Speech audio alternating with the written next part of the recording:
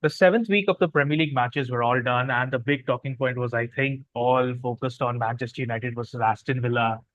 Two teams with contrasting fortunes. Villa flying high in the Champions League and in the Premier League, and United struggling to get the wins. And it turned out to be one of the worst games you will ever see in your life.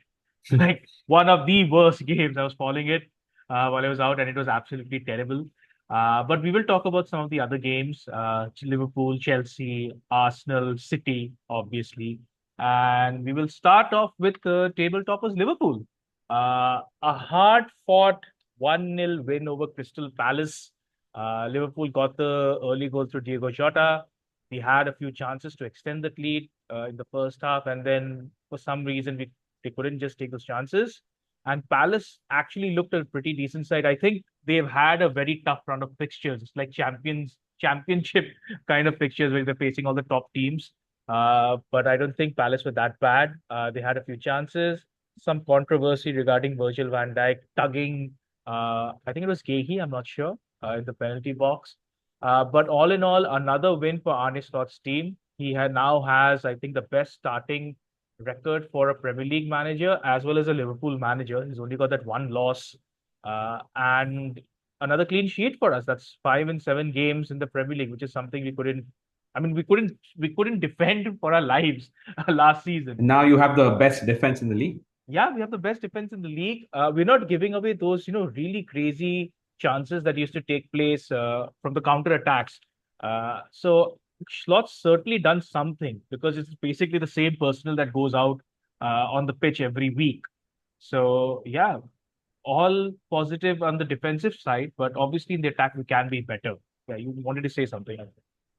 Yeah, talk to me a little bit about Cody Gakpo, right? Because on that left-hand side, you have Luis Diaz, of course, but Cody Gakpo is the one who set up the goal for Jota this time. What do you think about those two and, how they both can fit in the team, or is it going to be one or the other? I think it's gonna be like so. I think slot will have to rotate quite a bit this season because of the extra Champions League games, the League Cup games, and all. But it's very interesting that both players are kind of different. Whereas Luis Diaz is, Yep. that South American style where he's gonna take on players, take on players, take on players. You see with Gakpo, and you know he will cut in. That's what he does. And he does it so well. He reminds me of a Arjen Robin at times. Obviously, Robin was miles better, but he cuts in so effortlessly, and I don't know. He seems to have rejuvenated himself from the Euros. We saw him play really well for Holland in the Euros, and I'm happy for once that Arne Slot doesn't see him as a central attacking midfielder or as a center forward. He's using him as a left wing. If he's not starting, he will come on as a left winger.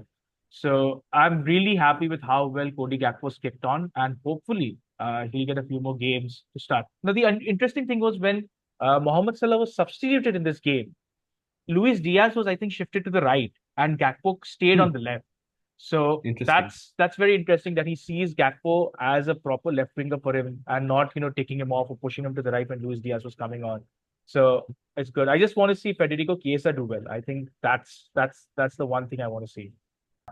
So Liverpool remain on top, and now they seem to be making a bit of a like there are three teams who seem to be making a bit of a break at the top of the league. Obviously, we'll understand how well Liverpool are placed to maybe challenge for the title once the international break is done because they've got some really monstrous, a monstrous run in. They've got Arsenal, they've got Chelsea, I think they've got City, they've got Brighton, they've got RB Leipzig, they've got Real Madrid. So, yikes.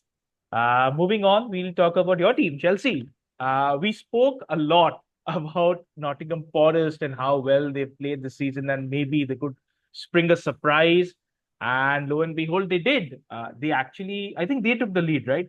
Yeah, they took the lead, Yeah. and they went down to 10 men, and Chelsea scored. And then I was seeing the last minutes of the game, and Nottingham Forest were down to 10 men. They kept on attacking in the Chelsea half, and they almost scored. You guys needed Sanchez to make a couple of brilliant saves to keep it at 1-1. So, I mean, I don't think a lot of people expected that, but a very surprising result. So what I loved about Nottingham Forest is the fact that Nuno Espirito Santo, their coach, right, he set them up to exploit Chelsea's weaknesses. So the first goal that they scored to go ahead was a classic example of that, right? They got a very soft free kick in the center line almost. So Jackson basically was trying to get away with the ball, and in his efforts he fouled I think James Ward-Prowse, and it seems like an innocuous position, right, center line, but they had set up really well. They knew that Malo Gusto, who's a right back, he's not good in the air, and they exploited that. The ball came in. I think one of their tall, big defenders, a big mismatch between Malo Gusto and the defender. The defender won the header, put it into the box, and their center forward scored. A very simple goal, right? Not your tiki-taka football, but very interesting regardless, right? Really understanding where opposition's weakness is and exploiting it to the T. Of course, Madueke scored after that, and That was essentially a we pretty equalized. good finish from Really Madueke. good That was goal. a really Yep. good finish. Really good goal. And then, like you said, right, James Ward-Prowse got sent off. That was a pretty, blatant handball. He just He laid scored on the it ball right. and grabbed. This was a Yeah. rugby thing or an American football thing. Like he scored in the Yeah. end zone. Hilarious. Yep. And Yep. I Yep. can't believe he was just And standing then there and waiting for the card to be given to him. Like that's the yeah, show he shot just yellow. started walking actually. That's funny. But you brought up a very interesting point about the fact that even when they went down to 10 men, they had a very interesting strategy that they executed, right? Their kind of overall game strategy didn't change. They were defending deep in a very compact block and they were trying to hit on the counter. What happened though was Chelsea brought on a lot of these creative players that we have on our bench to try and break down the deep defense. The other side of the flip side of the coin of those creative players like Joao Felix and Nkunku is they are not good physically and on the defensive side of things. So although Chelsea apparently brought out these players who are supposed to pick the lock, they actually made their own defenses weaker. And that's why with all of the repeated chances that Nottingham Forest kept getting on the counter, they were so dangerous. And they almost won, right? Yeah. Like you said, Roberto Sanchez really pulled out a couple of great saves and redeemed himself. Otherwise, we would have lost to 10 men. So it's very interesting to see, the fact that Nottingham Forest this season, they have a decent squad, but they're setting themselves up for success because they're exploiting the opposition's weaknesses. Yeah, I think we should speak and give credit to Nuno because that's 7 games Absolutely. for Forest. They've lost just one. They've drawn Mhm. four, and they've beaten Liverpool at Anfield also. The Yeah. only team to Yeah. have taken points of Liverpool this season. So maybe Forest could be dark horses for a European place. You never know.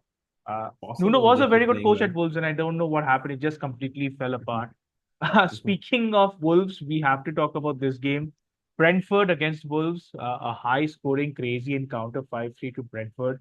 But obviously, the most important talking point is Brentford again scoring in the first minute of a game. I think that the third time they've done it in consecutive games I or think something. this is the fourth Both. time. I think Yeah. yeah, the last three games they'd scored within the first minute. This time they took a minute and 10 or 20 Oh, seconds or wow. something to score. Yeah. So Yeah. they're losing their efficiency. I think something has to be done. But it was important for Brentford to get the win because the three games prior to this, they'd lost two and drawn one. Wolves again, I think like the 7 games, one draw. That's it. I mean, they're in terrible position.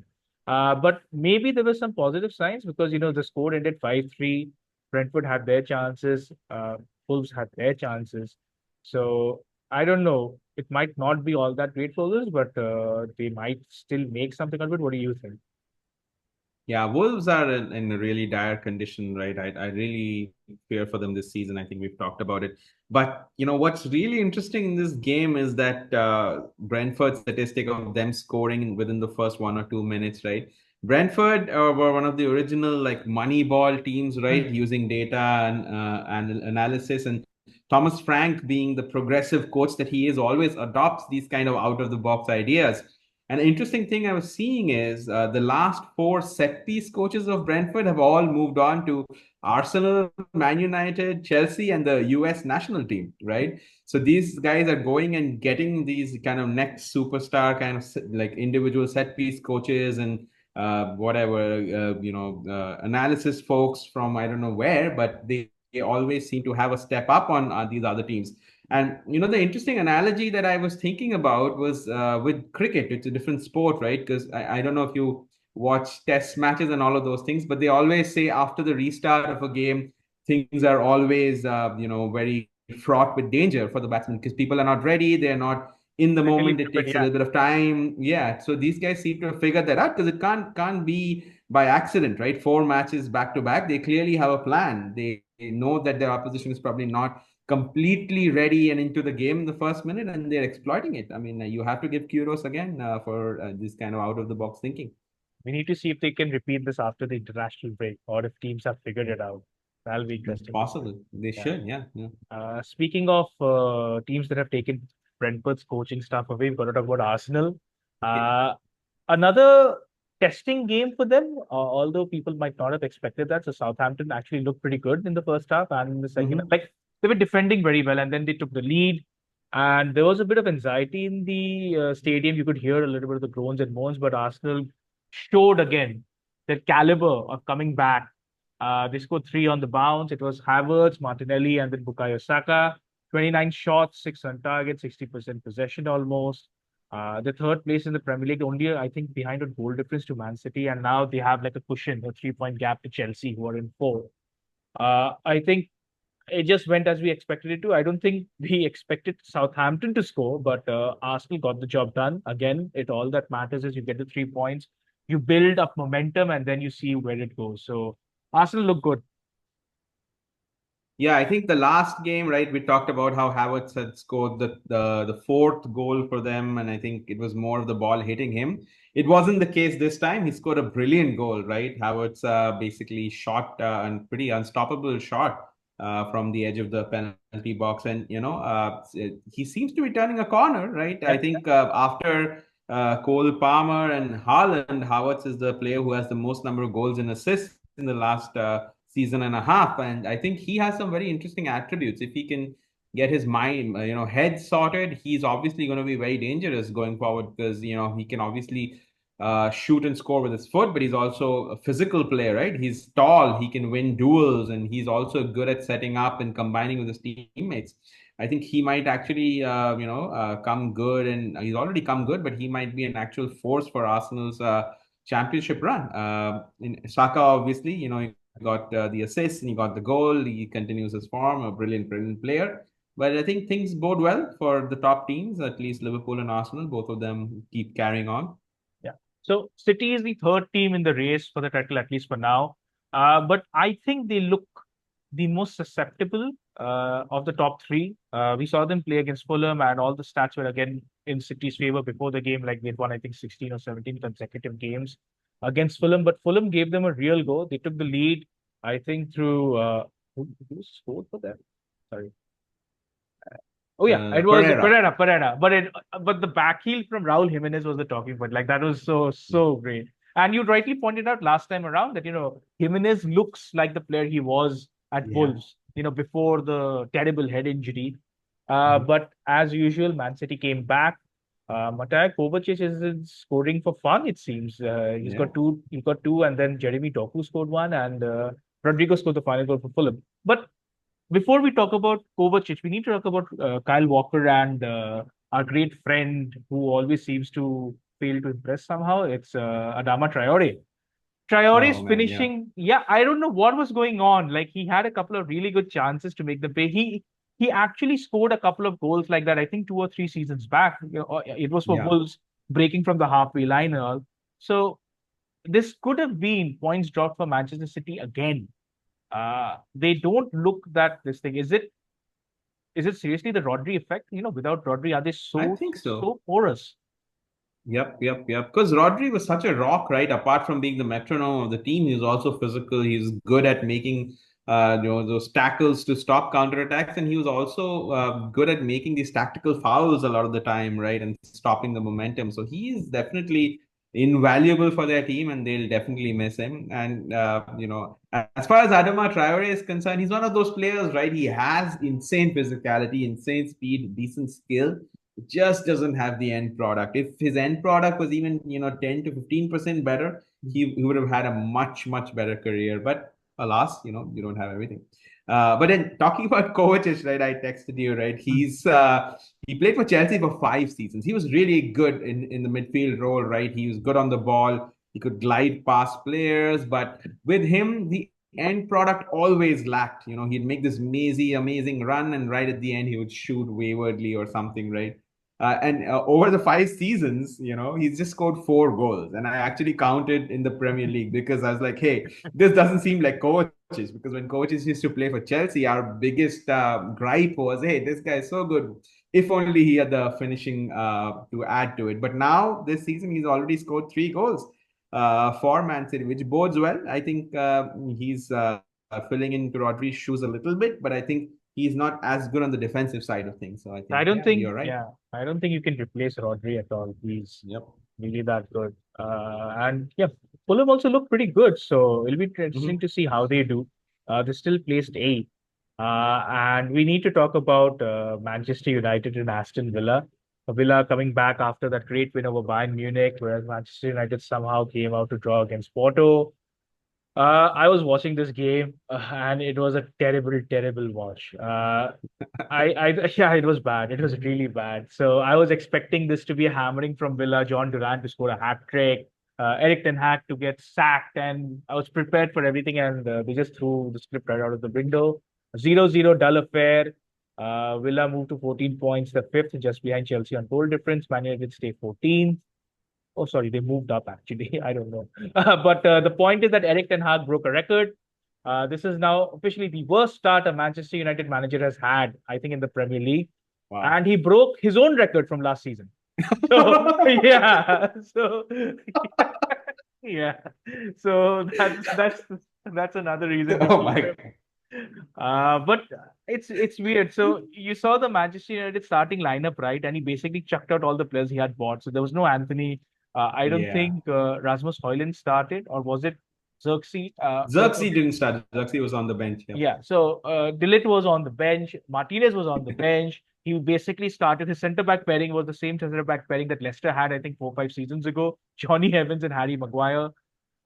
He was fighting and combative after the match. He said basically that, we kept a clean sheet. I think that was their third clean sheet of the season, and we looked better. So, technically speaking, this was a pretty decent result given where Manchester United are, because everybody expected Villa to walk over them. Agreed. Does this keep him with the job for longer? Possibly, Well, I think potentially. Ten Hag's biggest achievement as a coach and his biggest ability is just to not get fired, Yeah, right? I know. And every time he's on the verge of getting fired, he'll do something just, managing to kind of stay in his job, just do something to get him over the line for the next 6 months, and then, make Man United spend another 150 million on the players he wants, and now he gets Who six else more can he months out buy? of them. He's bought half the Ajax side that he knew. There's nobody left. It seems like the one player who he should have bought was Ryan Gravenberch, and he's at Liverpool. He's doing Yeah. so well. It's strange. It's a very strange time for United. I think Eric lives to fight another month, not another day. And maybe we'll have this conversation again once the international break is done. Who knows? Maybe he has turned a corner. I mean, football, you've seen stranger things in football. Maybe when United come back, they'll win 15 games in a row or something. I don't know. Yeah, I don't know. I don't think that's going to happen, but I just wanted to say something like that. Yeah. And speaking of a team and capitulating, we got to talk about Spurs. Spurs did a Spurs again. Ah, I so every time you talk something good about Spurs, they'll do something Yeah. that sends them back a couple of steps. They're looking good. They're 2-0 up against Brighton. And second half, they just completely capitulate. Like, this was the most Spursy thing to do.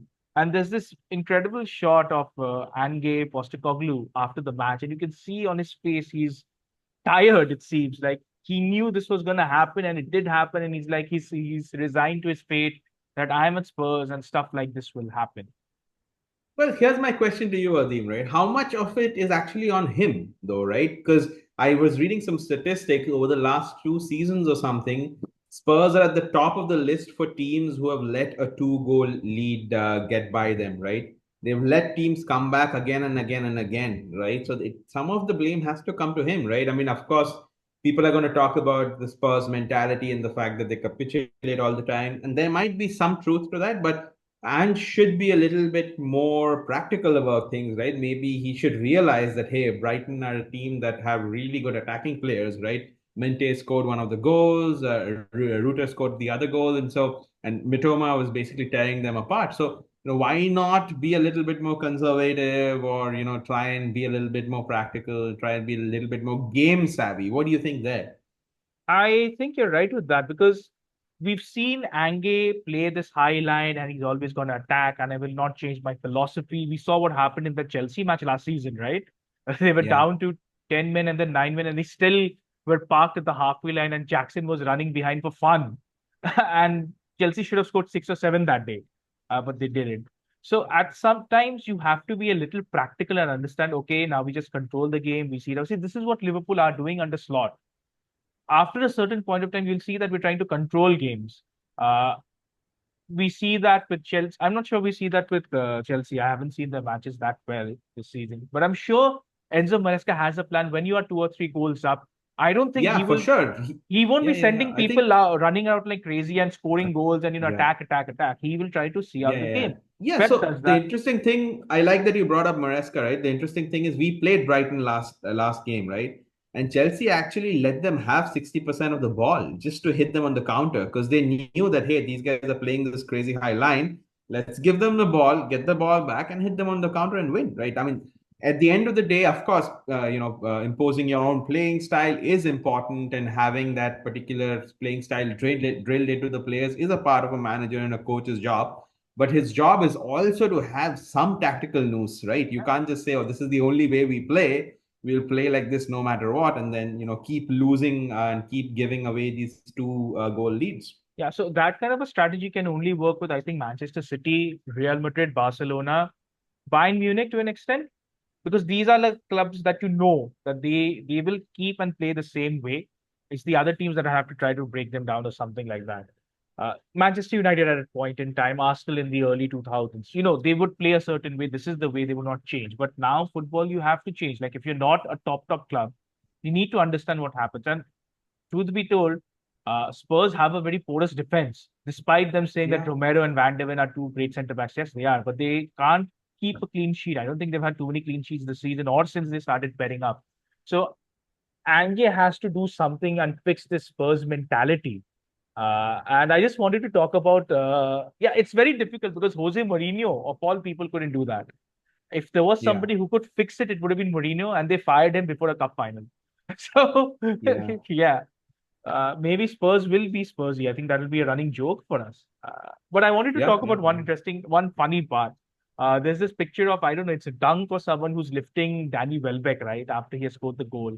And it is exactly reminiscent of Pele scoring that goal and raising his hand like this. So Danny Welbeck is Ah. now Wele and not Pele. It's like, he looks exactly that. It's Oh man. so funny. And I Yeah, just yeah. wanted to bring that up. Well, Uh, he's been playing well this season, right? yeah, One of those yeah. underrated Premier League players. He's been around for ages. He's always reliable, right? He always ends up, giving score goals and assists throughout his career. So I think he's one of those guys who's definitely going to leave behind a pretty good legacy in the Premier League. Yeah, he's got 4 goals this season. The Uh, Vele legacy, the not the Vele Pele legacy. legacy. Yeah, yeah. Yeah, yeah, But yeah, it's fun to see how he does because you like certain players doing this, like doing well. You yep, remember, I remember really enjoying the time Jermaine Defoe was at Portsmouth, and he would yeah. score He's goals. good. There was little and large combination, Peter Crouch and Jermaine Defoe working together in tandem. Oh, Barclays men or whatever, that was the trend. Uh, The current little and large little is and large Delict and combination. Delict Martinez. and Martinez. So it's the opposite kind of Oh my combo. God. Uh, Oh we'll man, see funny, how funny time. Manchester United. Yeah, we'll see how Yeah, Manchester United do. But do like, share, and subscribe to content. Do drop messages and let us know how you think or how you enjoy our videos. And until next time, take care. Bye bye. bye bye.